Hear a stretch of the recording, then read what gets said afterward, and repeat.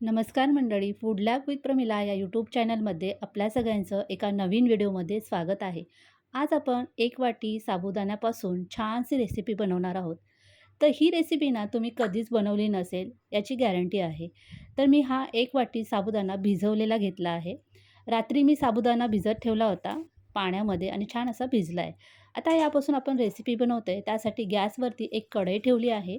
त्या कढईमध्ये एक वाटी ज्या वाटीने आपण साबुदाणा घेतला त्याच वाटीने पाणी घातलं आहे आणि हा भिजवलेला साबुदाणा यामध्ये घालून घेतला आहे. आज आपण ही रेसिपी बनवतोय ती साबुदाणा आणि बटाट्यापासून बनवतोय. तर साबुदाणा आपल्याला छान असा शिजवून घ्यायचा आहे. साबुदाणा शिजतोय तोपर्यंत आपण बटाट्याची तयारी करूया. या रेसिपीसाठी मी 2 बटाट्यांची साल काढून अशा पद्धतीने पाण्यामध्ये ठेवून दिले होते. कारण की बटाटे कसे पटकन काळे पडतात म्हणून. आता आपल्याला हे बटाटे किसणीने किसून घ्यायचे आहेत. तर इथे मी या पद्धतीची किसणी वापरते आणि किसतानासुद्धा आपल्याला डायरेक्टली पाण्यामध्ये किसायचे आहेत. त्यामुळे सुद्धा बटाटा हा काळा होणार नाही आहे, काळा पडणार नाही आहे. बटाटे वापरताना दोन्ही मीडियम आकाराचे इथे मी वापरले आहेत. तर अशा पद्धतीने बटाटा आपण किसून घेतोय. मंडळी, तुम्ही इथपर्यंत ही रेसिपी पाहताय आणि तुम्हाला थोडी जरी माझी रेसिपी आवडली ना, माझ्या या रेसिपीला छोटंसं कमेंट करा, लाईक करा. चॅनलवर तुम्ही पहिल्यांदाच हा व्हिडिओ पाहताय, चॅनलवर नवीन असाल तर चॅनलला सबस्क्राईब करा. तर बटाटा या पद्धतीने मी किसून घेतला आहे. बटाट्यामध्ये भरपूर स्टार्च असते ना, म्हणून आपल्याला हा बटाटा 2 ते 3 वेळा चांगला पाण्याने धुवून घ्यायचा आहे, म्हणजे बटाट्याचा किस. तर हा किस या पद्धतीने मी पाण्याने स्वच्छ धुवून घेतला आहे.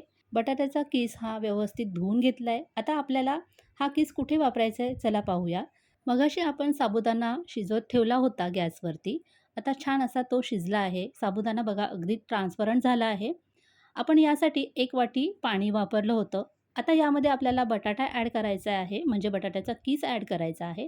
बटाट्याचा किस यामध्ये आपल्याला शिजवायचा आहे. त्यासाठी आपल्याला यामध्ये परत 2 वाट्या पाणी घालायचं आहे. पाणी घालताना कोमट घालायचं आहे आणि आपण जो पाण्यामध्ये बटाटा किसून घेतला होता, तो यामध्ये घालून घ्यायचा आहे. साबुदाण्यामध्ये आपण हा जो बटाट्याचा किस घालतो आहे, तर तो घालताना यातलं सगळं पाणी निथळून घ्यायचं आहे. तर या पद्धतीने मी सगळा बटाट्याचा किस घालून घेतला आहे. परत एकदा हे ढवळून घेतलं आहे. आता हा बटाट्याचा किस या साबुदाण्यासोबत आपल्याला 5 मिनिटं शिजवून घ्यायचा आहे. किस शिजवताना आपल्याला जास्त शिजवायचा नाही, फक्त 5च मिनिटं शिजवायचं आहे. गॅसची फ्लेम अगदी स्लो करायची, यावरती झाकण ठेवायचं आहे आणि फक्त 5 मिनिटं आपल्याला हा बटाटा यामध्ये शिजवायचा आहे. 5 मिनिटं झाली आहे. बटाटा आपण शिजला आहे का ते पाहूया, चेक करूया. तर एक बटाट्याचा किस घेऊन बघायचा हातामध्ये. पटकन तुटतोय, म्हणजे कसा ओव्हर कुकही झाला नाही पाहिजे. 80 ते 90% हा किस आपल्याला शिजवायचा आहे. इथे परफेक्ट असा शिजला आहे. यामध्ये आता आपल्याला चवीपुरतं मीठ घालून घ्यायचं आहे. त्यानंतर यामध्ये मी 1 चमचा चिली फ्लेक्स घालते आहे तिखटासाठी. तुम्ही हिरवी मिरचीसुद्धा बारीक कुटून घालू शकता आणि हे व्यवस्थित आपल्याला मिक्स करून घ्यायचं आहे. इथे आपलं मिश्रण शिजलं आहे, त्यामुळे गॅस मी बंद केला आहे. तयार झालेलं साबुदाणा आणि बटाट्याचं मिश्रण हे थोडंसं कोमट करून घ्यायचं. कोमट झालं की हे घट्ट तयार होतं. आता ह्यापासून ना तुमच्या आवडीनुसार तुम्ही पापड बनवू शकताय.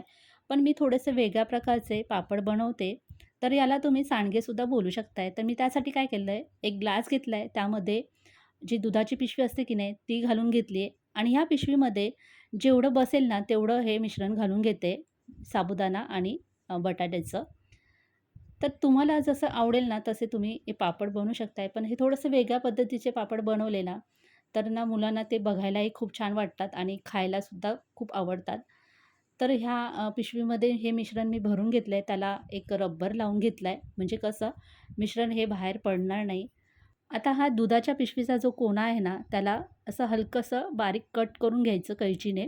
फॅनखालीच मी प्लॅस्टिक शीट टाकून घेतलं आहे. त्यावरती असे छोट्या-छोट्या आकाराचे पापड बनवून घेते. याला तुम्ही ना सांडगेसुद्धा बोलू शकताय. उपवासाचे आपण सांडगे तयार करून घेतले. नेहमीच कसं आपण साबुदाणा आणि बटाट्याचे पापड बनवतो की नाही पळीने, तर हे असे थोडेसे वेगळ्या प्रकारचे आपण हे पापड बनवतोय आणि हे सांडगे ना तुम्ही फॅनखाली 2 दिवस सुकवले ना, छान असे सुकतात. यासाठी ना उन्हाची सुद्धा गरज पडत नाही. आता उरलेलं जे थंड झालं होतं, मी म्हणून काय केलं हातानेच अशा प्रकारे सांडगे बनवून घेते. हाताने सुद्धा बनवता येतात. तुम्हाला जर पिशवी नसेल वापरायची तर हाताने सुद्धा अशा प्रकारे बनवून घ्यायचे. 2 दिवस छान असे सुकवायचे फॅनखाली. हे सांडगे सुकायला उन्हाची गरज लागत नाही. फॅनखाली सुद्धा छान असे सुकले जातात. तर मी ना 2 दिवस छान असे फॅनखाली सुकवले आणि इथे बघा अशा प्रकारे मस्त असे आपले हे सांडगे तयार झालेत.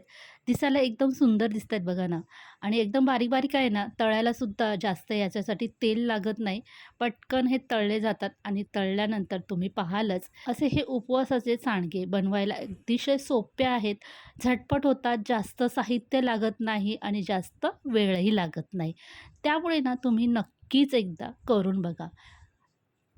तुम्हाला हे सांडगे मी तळून दाखवते. तळताना अगदी थोडंसं मी तेल टाकलंय कढईमध्ये. तेल छान गरम झालं, की हे टाकून घ्यायचे. बघा अगदी झटपट असे तळले जातायत.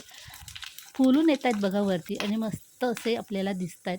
इतके छान लागतात ना चवीला. इथे साबुदाणा आणि बटाटा एकदम परफेक्ट असा शिजलाय ना, त्यामुळे हे छान असे कुरकुरीत होतात तळल्यानंतर आणि खायला म्हणाल ना, इतके अप्रतिम, इतके भारी लागतात ना. या पापडामध्ये आपण बनवताना मीठ आणि जे चिली फ्लेक्स वापरले ना, त्यामुळे ते चवीला अजूनही भन्नाट लागतात. साबुदाणा आणि बटाट्याचे आपण वेगवेगळ्या प्रकारचे पापड बनवतोच की नाही, तर अशा पद्धतीने एकदम झटपट होणारे असे सांडगे तुम्ही नक्कीच करून बघा. तुम्हाला हे नक्कीच आवडतील. उन्हाळी वाळवणाच्या बऱ्याचशा रेसिपी माझ्या चॅनलवर आहेत आणि झटपट होणाऱ्या बऱ्याच रेसिपी माझ्या ह्या चॅनलवर आहेत.